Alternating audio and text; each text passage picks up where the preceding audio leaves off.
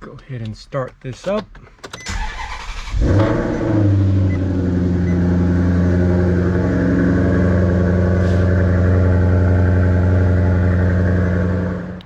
Hello everybody, so here I got the Maserati Granturismo, and today I'm going to talk about its first problem. So this car has been awesome. It's a 2014, so built in June of 2013, so technically it's already 10 years old. But its issue is not with the mechanicals. The car has been great. It's more of a cosmetic, and now from the outside still looks great. So let's talk about what the issue is. So the issue is with the sticky buttons.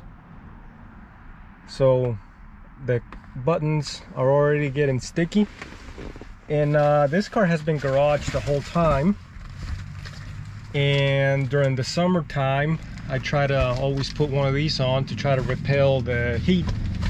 But I guess that still wasn't enough. Mine just recently started showing this. It's sticky on all those controls now. And then even this one, that one's really sticky. I've been doing some reading. Some people do ammonia, some people do alcohol. I've also read where alcohol will eat up the lettering. So I might try some alcohol wipes here on those buttons, see how that responds. If you guys have seen this, let me know.